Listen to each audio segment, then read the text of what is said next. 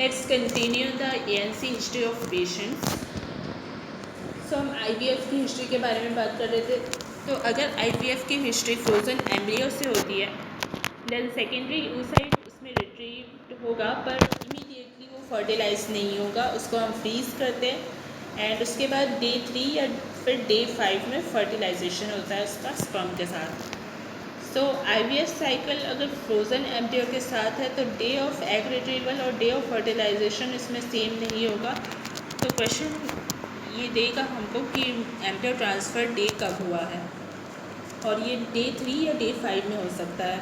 तो अगर day 3 transfer होगा तो हमको 16 सब्ट्रैक्ट करना पड़ेगा LMP के लिए, क्योंकि 14 डे पे ओव्यूलेशन हुआ हम ऐसा मानते हैं. तो फिर 3 डेज़ अगर हम फॉरवर्ड जाएंगे डे 3 में तो 17th डे हो जाएगा, तो -16 करके ही हम फर्स्ट डे पे पहुंच सकते हैं, यानी कि LMP पे. सो फिर हम इसको सब्ट्रैक्ट करेंगे 16 जिससे कि LMP मिल जाए, या फिर हम डे ऑफ ट्रांसफ़र में +263 ऐड कर देंगे जिससे हम EDD निकाल सकते हैं. और अगर डे 5 ट्रांसफ़र होता है तो हम इसको ये 18 सब्ट्रैक्ट करते हैं जिससे कि हमको LMP मिले, और फाइनली हमको फिर EDD मिल जाता है. या फिर हम ऐड करेंगे 261 EDD कैलकुलेट करने के लिए, क्योंकि अगेन 261 और 280 में 19 का डिफरेंस होता है. सो ये डे 5 ट्रांसफ़र मतलब डे 19 पे ट्रांसफ़र हो रहा है, इसलिए जो 1 और 19 के बीच में गैप है वो 18 का है, इसलिए हमने 18 सब्ट्रैक्ट किया है. ना USG डिटर्मिनेशन कैसे होता है फीटल एज का, ये दूसरे एक मॉड्यूल में डिस्कस किया गया, that is radio ops integration में. ना ऑप्स स्कोर क्या होता है, ऑप्स स्कोर में ग्रेविडा आता है, parity and abortion, live birth, ये सब आता है.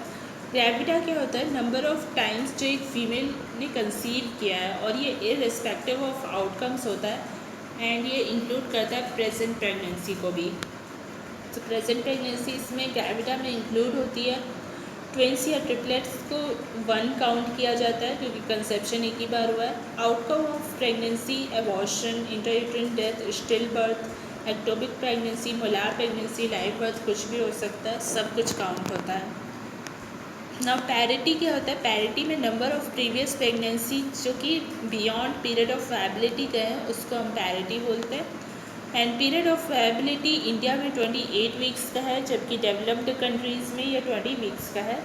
और ये अलग अलग इसलिए है क्योंकि ये डिपेंड करता है मेडिकल फैसिलिटीज़ पे कि हम फीटस को सेव कैसे कर सकते हैं. तो फीटस को अगर हम कम एज में भी सेव कर सकते हैं, उस तरह की मेडिकल फैसिलिटीज़ अवेलेबल है, तो फिर हम उस एज ऑफ वायबिलिटी को कम कर सकते हैं. सो इसलिए डेवलप्ड कंट्रीज़ में ये पीरियड ऑफ वायबिलिटी कम है. ना प्रेजेंट प्रेगनेंसी क्या इसमें इंक्लूड नहीं किया जाता है पैरिटी में, और ट्विंस एंड ट्रिपलेट्स को इसमें अगेन 1 काउंट किया जाता है क्योंकि सिंगल कंसेप्शन के रिजल्ट होते हैं वो. ना अर्लियर ऑप्स फार्मूला जो यूज़ किया जाता था वो क्या था, GPAL वाला था, जिसमें G ग्रेविडा रिप्रेजेंट करता है, P पैरिटी रिप्रेजेंट करता है जो कि ग्रेटर देन और इक्वल टू 28 वीक्स है इंडिया में. देन A रिप्रेजेंट करता है अबॉर्शन जो कि लेस देन 28 वीक्स में माना जाता है. एंड L लाइफ बर्थ को रिप्रेजेंट करता है, that is number of living children जो प्रेजेंट में है. और इसमें ट्विंस को 2 काउंट किया जाएगा, ट्रिपलेट्स को 3 काउंट किया जाएगा, तब जितने चिल्ड्रन हैं उनको उतना ही. और इसमें एक्टोपिक एंड मोलार प्रेगनेंसी जो है वो इंक्लूड होगी, एबॉर्शन में इंक्लूड होगी एक्चुअली. ना प्रॉब्लम क्या थी इसमें कि ग्रेटर दैन 28 वीक्स को तो हम पैरिटी में काउंट करते थे एंड लेस दैन 20 वीक्स को एबॉर्शन में काउंट करते थे. But what about the 20 to 28 weeks pregnancy, वो तो कहीं काउंट ही नहीं हो रहा था. एग्जाम्पल, अगर डिलीवरी 24 वीक्स में हुई है तो हम इसको काउंट नहीं कर सकते थे. तो इसीलिए एक नया सिस्टम आया है GTPAL सिस्टम.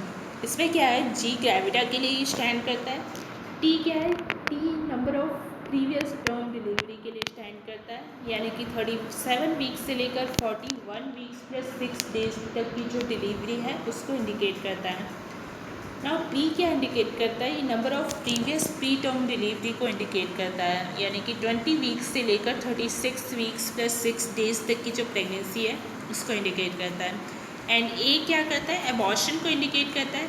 यानी कि जो pregnancy loss less than 20 weeks में हुआ है उसको इंडिकेट करता है। एक्टोपिक एंड मोलार प्रेगनेंसी सब कुछ इंक्लूड होगा इसमें।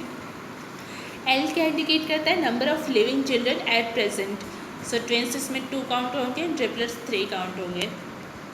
ना एक क्वेश्चन है इसमें, प्रेग्नेंट फीमेल है 32 वीक्स ऑफ प्रेगनेंसी पे एंड स्टिल बर्थ हुआ था उसका एट 39 वीक्स 2 ईयर्स बैक हुआ था एंड ट्विन डॉटर्स उसकी हुई थी 3 years back and ectopic pregnancy हुई थी 5 ईयर्स बैक।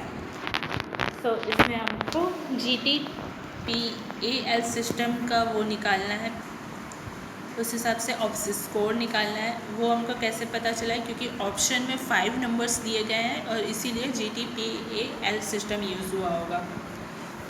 सो इसमें ग्रेविड आएगा 4 आएगा क्योंकि प्रेजेंट प्रेगनेंसीज में इंक्लूड होगी, दूसरा स्टिल बर्थ वाला, तीसरा ट्विन डॉटर्स वाली pregnancy and fourth ectopic pregnancy जो है। देन 30 का 1 आएगा, टर्म डिलीवरी जो है वो 1 आएगा क्योंकि वो सिर्फ ट्विन डॉटर्स के केस में हुआ है, बाकी किसी भी केस में नहीं हुआ है। देन नेक्स्ट पैरिटी भी 1 आएगा क्योंकि ट्विंस वाला ही हम उसमें काउंट करेंगे। पैरिटी मतलब क्या था? Previous 3 term deliveries.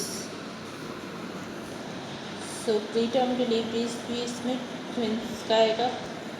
Now abortion 1 आएगा क्योंकि एक्टोपिक प्रेगनेंसी था एंड लाइव बर्थ जो है वो 2 आएगा क्योंकि ट्विंस को हम 2 काउंट करेंगे इसमें। सो इसका स्कोर हो जाएगा G4P1 + 1 + 1 + 2। ना अगर GPAL सिस्टम दिया होता तो इसमें G4 आता एंड P2 आता, पैरिटी 2 आता, क्योंकि इसमें हम इसको भी काउंट करते हैं स्टिल बर्थ को क्योंकि वो 39 वीक्स पे था और बियॉन्ड जो भी प्रेगनेंसी 20 वीक्स के बियॉन्ड गई है, 28 वीक्स के बियॉन्ड गई है, उसको हम काउंट करेंगे पैरिटी में, इसलिए ये भी काउंट होता। एबॉर्शन 1 आएगा एक्टोपिक प्रेगनेंसी वाला एंड जो लाइव बर्थ है वो 2 आएगा ट्विंस की जैसा। सो इसका स्कोर GPAL सिस्टम के अकॉर्डिंग G4P2 + 1 + 2 आ जाएगा। ना 2 नंबर्स अगर दिए गए हो GAPB की तरह तो इसका स्कोर हो जाएगा G4P2। 3 नंबर्स अगर दिए हो तो वो ग्रेविडा, पैरिटी और एबॉर्शन को रिप्रेजेंट करेगा। सो G4P4 + 1 हो जाएगा। नाउ कंफर्मेशन ऑफ प्रेगनेंसी कैसे करते हैं? सो ये जो और 2 नंबर और 3 नंबर वाले सिस्टम्स हैं ना वो आउटडेटेड हो गए और आजकल ये एग्ज़ाम में नहीं आता है, पर यूनिवर्सिटी क्वेश्चंस में आ सकता है। नाउ कंफर्मेशन ऑफ प्रेगनेंसी कैसे करते हैं? एक तो SCG से कर सकते हैं, SCG ब्लड में या फिर यूरिन में, एंड दूसरा USG से कर सकते हैं। सो SCG का जो डिटेक्शन था ब्लड या यूरिन में वो 8 डेज़ आफ्टर फर्टिलाइजेशन होता है सेरम प्रेगनेंसी वाले टेस्ट में, एंड यूरिन प्रेगनेंसी वाले टेस्ट में at the day of missed period होता है यानी 28th डे में। सो आफ्टर फर्टिलाइजेशन 8 डेज़ मतलब क्या हुआ? डे 22 हुआ तो सेरम प्रेगनेंसी वाला टेस्ट जो है डे 22 पे ही डिटेक्ट कर लेता है, जबकि यूरिन प्रेगनेंसी वाला जो टेस्ट है वो 28th डे पे डिटेक्ट करता है, मतलब 1 हफ्ते बाद सेरम प्रेगनेंसी के। तो यूरिन प्रेगनेंसी टेस्ट अगर नेगेटिव होता है तो हम उसको रिपीट करने के लिए बोलते हैं 1 वीक के आफ्टर पेशेंट को, जिससे कि वो कंफर्म हो जाए। ना यूरिन प्रेगनेंसी टेस्ट और सेरम प्रेगनेंसी टेस्ट में और क्या डिफरेंस होता है? Urine pregnancy test minimum SCG level जो है पॉजिटिव होने के लिए उसको कितना चाहिए होता है? 20 to 50 मिली इंटरनेशनल यूरिन पर ml, और ये क्वालिटेटिव टेस्ट होता है। इसमें सिंगल लाइन आती है तो नेगेटिव कंसिडर किया जाता है, 2 लाइन्स अगर आती है तो पॉजिटिव कंसिडर किया जाता है। और सेरम प्रेगनेंसी टेस्ट कैसे किया जाता है? इसमें मिनिमम SCG लेवल पॉजिटिव होने के लिए कितना चाहिए होता है? 5 to 10 milli international unit per ml, और ऐसा क्वालिटेटिव वाले में चाहिए होता है। और जबकि सेरम प्रेगनेंसी टेस्ट क्वालिटेटिव और क्वांटिटेटिव दोनों तरीके का हो सकता है। क्वांटिटेटिव वाला ज़्यादा कॉमनली यूज़ किया जाता है और इसमें जो पॉजिटिव होने के लिए लेवल चाहिए होता है वो 1 to 2 milli international unit per ml चाहिए होता है SCG का। ना cause of first negative result क्या होता है? First negative test urine pregnancy में या तो हमने बहुत जल्दी कर दिया है या तो फिर सेकेंड हुक इफेक्ट के कारण हो सकता है, यानी कि HCG लेवल अगर बहुत हाई है तो ऐसा किस केस में हो सकता है? गेस्टेशनल ट्रोफोब्लास्टिक नियोप्लेजिया के केस में। ये वाइवा के पॉइंट ऑफ व्यू से इम्पॉर्टेंट है। ना फॉल्स पॉजिटिव किस केस में आ सकता है, एक तो ऑब्जर्वर के मिस इंटरप्रिटेशन के कारण, दूसरा एससीजी अगर एससीजी प्रोड्यूसिंग ट्यूमर है तो उसकी वजह से, तीसरा एक्सोजेनस एचसीजी अगर दिया जा रहा है हार्मोन तो उसकी वजह से हो सकता है, fourth chemical pregnancy. Chemical pregnancy मतलब क्या, प्रेगनेंसी जो टर्मिनेट हो गई है इमिडिएटली इम्प्लांटेशन के बाद, तो इम्प्लांटेशन के बाद अगर प्रेगनेंसी टर्मिनेट हो गई है तो एचसीजी लेवल हो सकता है बना हुआ रहे।